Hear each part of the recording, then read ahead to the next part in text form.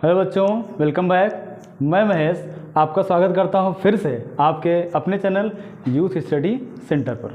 आज हम लोग इसी वीडियो में समझने वाले हैं class 10th very most important topic निर्देशांक ज्यामिति।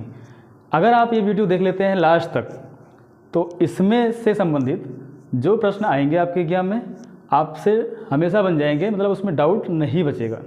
तो ध्यान समझिएगा, 3 फार्मूले हैं, 3 सवाल लेंगे और तीनों से संबंधित एक सवाल जरूर मिलेगा। ठीक है, आइए समझते हैं। पहला फार्मूला ये होगा कि दो बिंदुओं के बीच की दूरी,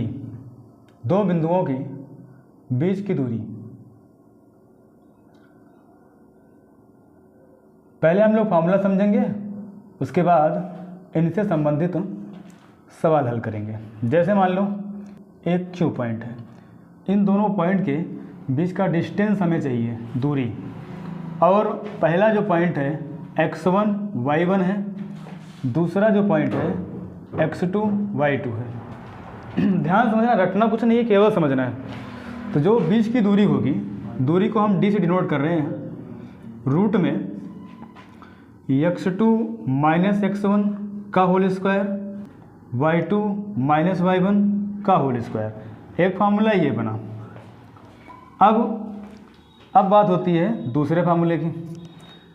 फार्मूला ऐसे रहेगा, बस हमें ये समझना है कि जो बीच में किनारे 2 पॉइंट है, इसके बीच में कहीं पर भी एक पॉइंट अलग से मान लेते हैं R है, जो इसको अलग अलग डिवाइड कर रहा है। x1 y1 ये है और x2 y2 ये है। हमें क्या करना है, R वाला कौन सा पॉइंट है वो हमें फाइंड करना है। मान लेते हैं ये पॉइंट x और y है। जो R पॉइंट है, इन 2 पॉइंट्स को यानी P और Q को m रेशियो n में डिवाइड कर रहा है। तो हमें क्या करना है, अंतः विभाजन और बाह्य विभाजन से संबंधित फार्मूला है, दोनों समझने हैं। तो पहले हम लोग अंतः विभाजन समझते हैं, x बराबर। अब यहाँ ध्यान समझिएगा, जब हम लोग m का गुणा करेंगे तो m का इस वाले में गुणा करेंगे, n का इस वाले में गुणा करेंगे, यानी mx2 लिखेंगे। m का x वाले में mx2 हो जाएगा, प्लस n का इसमें हो जाएगा, यानी nx1 हो जाएगा, बटे में यहाँ से यहाँ तक पूरी लंबाई कितनी है, m भी है और n भी है। इसका मतलब m प्लस n बन जाएगा, ये x का मान बनेगा। इसी से संबंधित y भी बनेगा, यानी m का गुणा अब की बार y में करेंगे, फिर n का गुणा अब की बार y में करेंगे। तो जब m का गुणा इस वाले में होगा तो my2 आएगा, फिर प्लस इसका गुणा जब इसमें करेंगे तो ny1 आएगा, बटे में m प्लस n। तो ये y वाला पॉइंट बना। तो ये अंतः विभाजन है। अब हम लोग समझने वाले हैं बाह्य विभाजन। बाह्य विभाजन क्या होगा, तीसरा, वो इसी से संबंधित है। जैसे मान लो 2 पॉइंट है, एक P है एक Q है, इसके बाहर पॉइंट कहीं R है, जो क्या कर रहा है, इनको रेशियो में डिवाइड कर रहा है। रेशियो मतलब होता है अनुपात में। मान लिया ये x1 है y1 है, फिर से मान लिया ये x2 y2 है, और यहाँ वाला जो पॉइंट है x और y है। तो हमें यही वाला पॉइंट ज्ञात करना है। तो यहाँ से यहाँ तक का अनुपात अलग रहेगा जो m मान लेते हैं, यहाँ से यहाँ तक अनुपात अलग रहेगा जो n मान लेते हैं। अब इन्हीं के अनुसार हमें अंतः विभाजन में x का मान चाहिए और y का मान चाहिए, यानी फिर से my का गुणा x2 में होगा, n वाले गुणा x1 में होगा, यानी फिर आएगा mx2 प्लस नहीं रहेगा, माइनस रहेगा nx1 बटे में m माइनस n। ये हो गया x का मान। सिमिलरली y भी बनेगा, m के साथ y2, n के साथ y1 बटे में m माइनस n। अब 3 फार्मूले हो गए। चौथा फार्मूला जो इसी से बना हुआ है, अगर 2 पॉइंट, एक P है और एक Q है, इन दोनों पॉइंट के बीचों बीच एकदम मध्य में R कोई पॉइंट है जो इनको आधा आधा कर रहा है, तो हमें क्या करना है, R वाला पॉइंट ज्ञात करना है। जब भी ऐसा होगा तो हम लोग क्या करेंगे, x1 में x2 को जोड़ के 2 से भाग कर लेंगे, y वाले में y1 प्लस y2 जोड़ करके 2 से भाग कर लेंगे। इसका मतलब x बराबर बना x1 plus x2 by 2, y बराबर बना y1 प्लस y2 बाई 2। तो इतने फार्मूले हैं आपके पूरे सिलेबस में। निर्देशांक ज्यामिति, पहला दो बिंदुओं के बीच की दूरी जो आपने यहाँ देखा, दूसरा अगर दो पॉइंट है उसके बीच में एक अलग पॉइंट कहीं पर भी है जो m और n रेशियो में डिवाइड कर रहा है तो x बराबर ये बनेगा, y बराबर ये बनेगा। और इसी संबंधित तीसरा फार्मूला बना जो बाह्य विभाजन, यानी r कोई पॉइंट है इन दोनों पॉइंट के बाह्य में, यानी बाहर की तरफ कहीं है, उसका अनुपात हमें बताना है, सॉरी x का मान बताना है, x ये हो जाएगा, y ये हो जाएगा। अब चौथा और आखिरी फार्मूला ये है कि अगर दो पॉइंट है P और Q, इसके बीचों बीच हमें कोई एक पॉइंट बताना है, उसके लिए x1 और x2 को जोड़ के आधा कर देंगे, y1 और y2 को जोड़ के आधा कर देंगे। तो आइए समझते हैं एक सवाल से क्या करेंगे। तीन फार्मूले हैं, तीन सवाल से हल करेंगे। आइए देखा फिर, चलिए सवाल।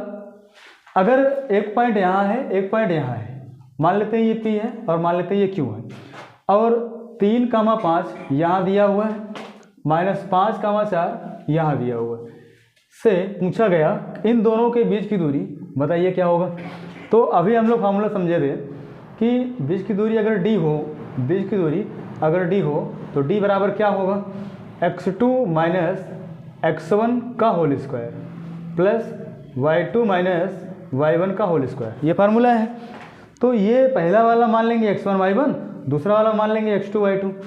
तो इन दोनों का मान यहाँ रखेंगे, तो x2 है -5, x1 है 3, -5 में अगर 3 घटेगा, एक बार लिख देते हैं, -5 माइनस 3 का होल स्क्वायर, y2 है 4, y1 है -5, फिर से स्क्वायर होगा, समझिएगा, माइनस ये है, माइनस ये है, माइनस माइनस प्लस हो जाएगा, 5 3 8, 8 का स्क्वायर होगा 64, फिर प्लस 5 4 गए 1, 1 का स्क्वायर होगा 1, 64 1 65। तो ये हो गई इनके बीच की दूरी। अगर यहीं पे सवाल बनता, यहीं पे सवाल बनता कि PQ के बीच का बिंदु बताइए, क्या होगा, निर्देशांक। तो जब निर्देशांक पूछेगा तो हमें चाहिए x, इन दोनों को जोड़ के आधा करेंगे, इन दोनों को जोड़ के आधा करेंगे, इसका मतलब 3 प्लस -5/2 और y वाले में 5 प्लस 4/2। जब इनका आधा करेंगे तो -5 3 चला गया, -2 बचा, -2 से 2 से भाग करेंगे, -1 आएगा, x बराबर -1 हो गया, 5 4 9/2 y का मान हो गया। अब ये दोनों पॉइंट अगर मिल जाएं तो क्या हो जाएगा, -1 9/2, ये हो गया इसका पॉइंट, बीच का पॉइंट। अब अगला और आखिरी सवाल ये है कि अगर मान लो ये A पॉइंट है और ये B पॉइंट है, इन दोनों पॉइंट पे कहीं एक C पॉइंट है जो इनको m/n में डिवाइड कर रहा है, तो रेशियो भी दिया हुआ है, x1 y1 भी दिया हुआ है। तो ये है मान लो 3 0, ये है 5 और 8, दो पॉइंट है, इनके बीच में जो अनुपात दिया है 2:1 दिया है। बिंदु C हमें ज्ञात करना है। बिंदु C होगा क्या, x और y के रूप में होगा, तो हमें पहले x चाहिए, फिर हमें y चाहिए। x बराबर इसका गुणा यहाँ कर लो, इसका गुणा यहाँ कर लो, फार्मूला याद करने की जरूरत ही नहीं है। तो यानी 2 का गुणा 5 में कर लो, 2 गुणा 5, फिर प्लस 1 का गुणा 3 में कर लो, 1 गुणा 3, फिर इन दोनों को जोड़ दो, 2 1 3 बना, तो 5 गुना 10, 3 1 3, 10 3 13, 13/3 x का मान आ गया। ऐसे ही अब y का मान निकालने के लिए इस वाले m यानी 2 का गुणा अब y वाले में करेंगे, तो यानी यहाँ y का मान कितना है, 8 है, तो 2 गुणा 8 हो जाएगा, प्लस 1 गुणा 0 हो जाएगा, के बटे में क्या आएगा, इन दोनों जोड़ देंगे, 2 1 3 हो जाएगा, तो 8 दूना 16, ये 0 हो जाएगा, यानी 16/3 आ गया। अर्थात जो हमारा पॉइंट बना, पॉइंट कैसे बनता है, x और y से मिल करके, x और y जब मिलेंगे तो क्या होगा, बिंदु बन जाएगा 13/3 और 16/3। तो इस तरह से आपके सिलेबस के सभी पॉइंट्स कवर होते हैं। एक फार्मूला बच रहा है जो बाह्य अनुपात होता है, तो बाह्य अनुपात भी यही होता है, बस उसमें माइनस लगा होता है। कहाँ पे माइनस लगा होता है, जहाँ यहाँ प्लस किया आपने, जहाँ यहाँ प्लस किया, तो अंश में भी और हर में भी माइनस लगा होता है। फार्मूले में आप देखे थे। तो आई होप आपको समझ में आया होगा। कुछ क्वेश्चंस लेकर के आप इसको हल कर लीजिए, तीनों पॉइंट्स आपके सही हो जाएंगे और एग्जाम में 100% 1 या 2 सवाल जरूर आएंगे। तो अगर वीडियो आपको अच्छा लगा हो अपने दोस्तों के साथ जरूर शेयर करें। धन्यवाद।